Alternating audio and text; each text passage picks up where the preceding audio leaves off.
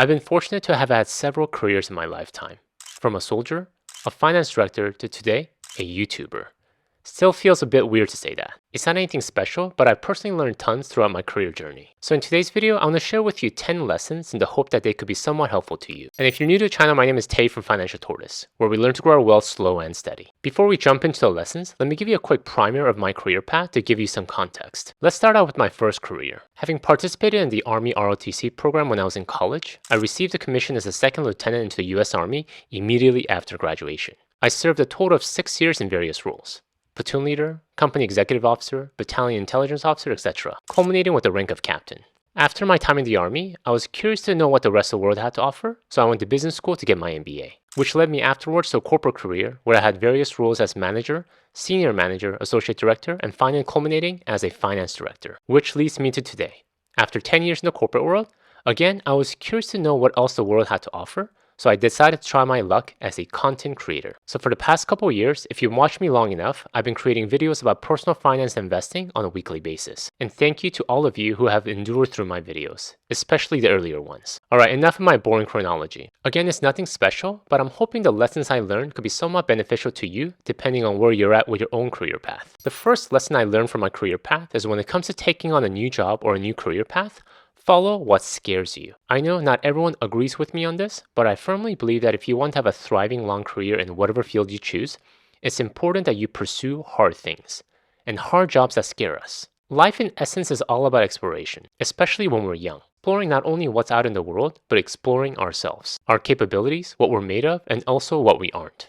So we want to push ourselves to a point where we can fail and fail often. What this will do for us is actually give us more confidence to take more risks down the line. We face the worst up front and realize that nothing horrible really happened. So what can go wrong? For me, to be frank, joining the Army right after college scared me. It was only a few years after 9/11, and I personally didn't know anyone else in the military that I could reference. But it was one of the greatest experiences I can look back on with fond memories. And that is not because it was nice and comfortable, but because it was the complete opposite. I remember my first real responsibility in the Army was as a platoon leader of a forward reconnaissance unit. During training, my unit and I were responsible for identifying a safe location for where the rest of our unit could camp. And we had to do this in full chemical gear in 110-degree El Paso heat. As a 21-year-old who had no idea what he was doing, it's not a surprise that I failed several times to do this right. Either I forgot to properly scope out the location or failed to follow a key step in the process. Regardless, though I was terrified of failure at that point, after failing multiple times and realizing the world didn't come to an end, I got very comfortable with failure. Which leads to the next lesson I learned from my career. The second lesson I learned from my career path is the importance of getting comfortable with uncomfortable. Uncomfort is the foundation for growth. Muscles only grow when you apply uncomfortable pressure against it. Real sustainable growth only happens when you stretch yourself to a point of uncomfortableness. When I first attended business school after 6 years in the Army, it's an understatement to say that I was very uncomfortable with my new surroundings. Everyone seemed so polished, well-spoken, and intelligent. As someone who only knew the Army and had rudimentary understanding of the business world,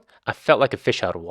I remember one of my first encounters with a fellow classmate when she introduced herself as a former management consultant. I remember asking, "What is that?" My image of consultants were of old retired generals giving their advice about their time in the Army. I couldn't connect the word consultant with someone so young. In finance class, when the professor was explaining discounted cash flow, I remember thinking, why would you want to discount cash? Wouldn't you want more of it? It took me a while to get used to my new environment, but my new surroundings, despite how uncomfortable it was, really stretched me and ultimately grew me. I was forced to learn a new corporate lingo, new concepts, and different frameworks of looking at problems apart from what I learned from my time in the Army. The key was to be okay with being uncomfortable, or actually when I do feel uncomfortable, accepting that it is actually a great place to be because now I'm in my new growth zone. Which segues to our next lesson. The third lesson I learned from my career path is the importance of embracing growth mindset. If you read any self-help books, I'm sure you've heard of this concept. When you have a growth mindset, you believe that your skills and your abilities aren't set in stone. With work, you can improve your skills and abilities. Whereas if you have a fixed mindset, you believe that your skills won't improve,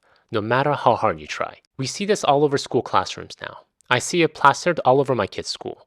Growth versus fixed mindset. We try to instill it onto our kids, but how easily do we forget it for ourselves? When we see someone who's achieved success, we accept that that person was smart to begin with, or had the talent to achieve that level of success from birth. However, we should be careful not to measure someone else's end against our beginning. During business school, if I had constantly measured myself against people who had more business experiences than I did, and kept beating myself up for not knowing how to create a forecast model, a marketing campaign, or a business plan, I would have likely quit and gone back to my familiar setting, the Army. But I accepted that I could one day get there. It would take time and work, but I knew I could grow into it. The fourth lesson I learned from my career path is the willingness to follow our curiosity. School is a very structured, controlled, and a predictable environment. You do XYZ and you get XYZ results. You know exactly when the midterms are going to be and what you need to study to get good grades. Then after 4 years, you graduate with a degree. Success, right? Well, if you've been around the block, you know the real world doesn't work that way. You don't have a syllabus you can follow. You're in charge of your own pathway now. You have to create your own life plan. Thus, it's easy to feel overwhelmed. What job should I take? Should I look for a new career? Should I go back to school? And what happens to most of us is we don't take action. We get into analysis paralysis, and before we know it, we've been doing the same thing for 30 years. This is where I feel being sensitive to our curiosity matters. If you think about it, curiosity is the essence of what makes us human. Our curiosity of the world is what led great adventurers to explore the world yet unexplored. Astronauts to strap themselves on a rocket filled with flammable fuel and blast themselves off into space, and a middle-aged man to start a YouTube channel at the age of 40. The truth is that there is no certainty in life. We might have picked a career path that we thought was the best at the time. However, with time, things change. Our environment changes, the economy changes, but most importantly, we change. So be sensitive to our curiosity and have an exploration mindset when it comes to our career. Which leads us to the next lesson. The fifth lesson I learned from my career path is a willingness not to just follow our curiosity, but to embrace reinvention. Reinventing our careers and therefore reinventing ourselves. Up until I was 27 years of age, my whole identity was wrapped around this concept of being a soldier.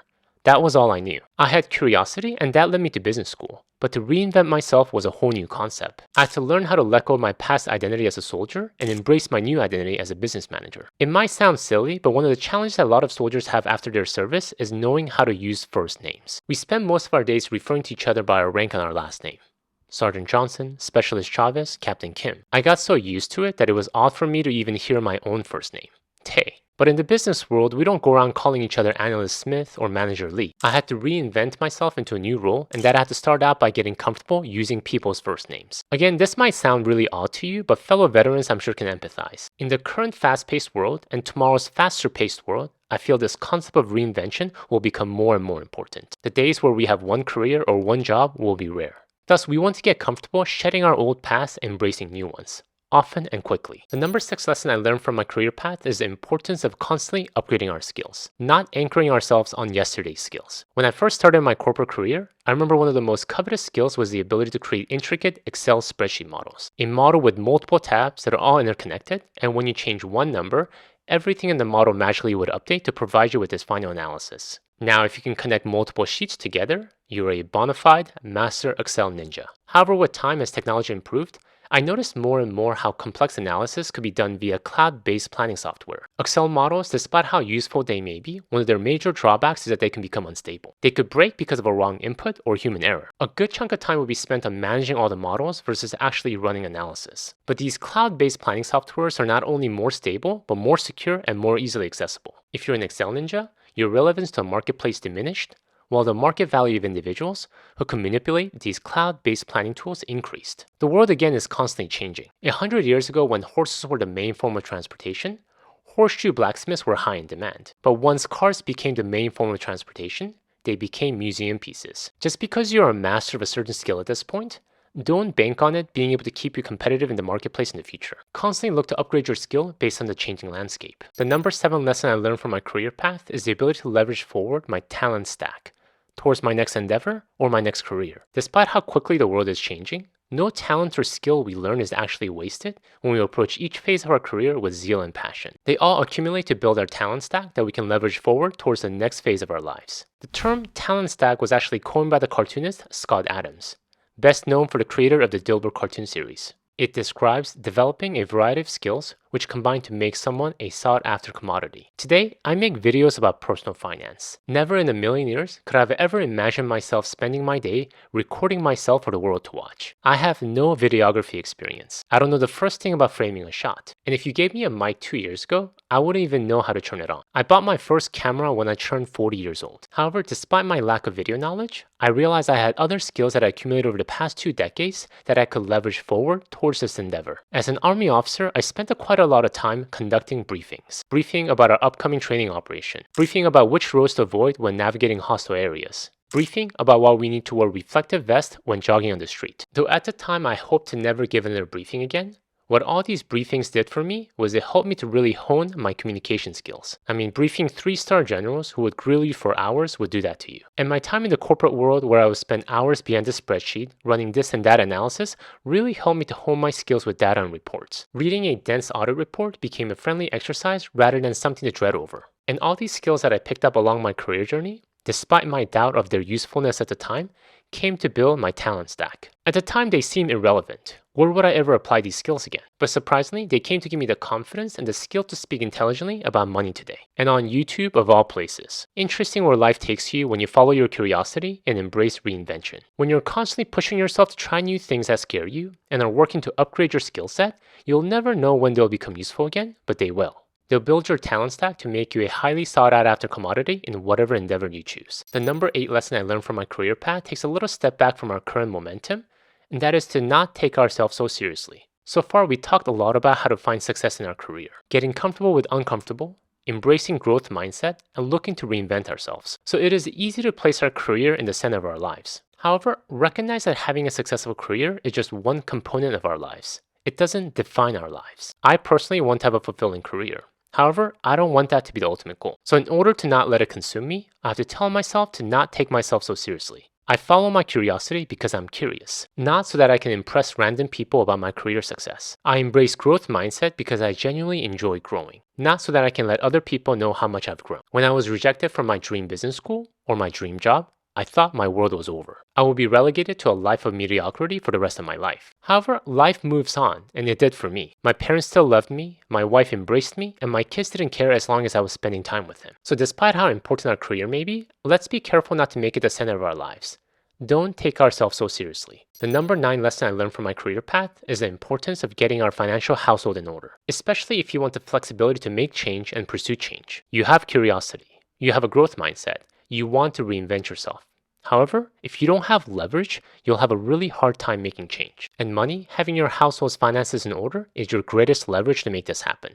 I left my corporate career after 10 years. Though I was building my career throughout that decade, I was also building up a financial cushion by saving and investing. And when it came for me to make a change, it was my financial cushion that at the end of the day gave me the courage to make the move. I could have all the curiosity in the world, and the desire to reinvent myself could have been stronger than anyone we knew. However, if we don't have a level financial cushion, we're taking risk without a safety net or a safety rope. You can make it happen, but you're also putting yourself at a big risk. And if you have people depending on you for livelihood, even a bigger risk. I won't belabor this point given I talk about money in pretty much every other video, but the bottom line is this. If you want flexibility to take risk in your life, earn it. And earn it through the very boring saving and investing, and especially early on. The number 10 and final lesson I learned from my career path is to recognize that there is no certainty in any career path or life path. Therefore, we want to embrace uncertainty because the only certainty is that there will be uncertainty. When I was in my teens, I grew up believing that we would have one career in our lives. You either became a soldier, a teacher, or a doctor, and you remain in that career until you die.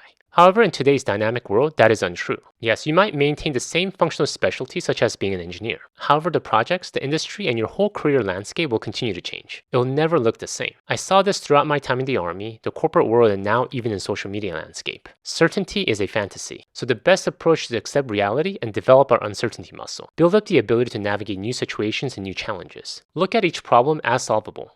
New technologies as learnable. Again, as someone who bought his first camera at the age of 40, I never thought I would spend my days filming myself and editing videos. But I accepted the world of uncertainty, so I saw the new challenge as something I could overcome.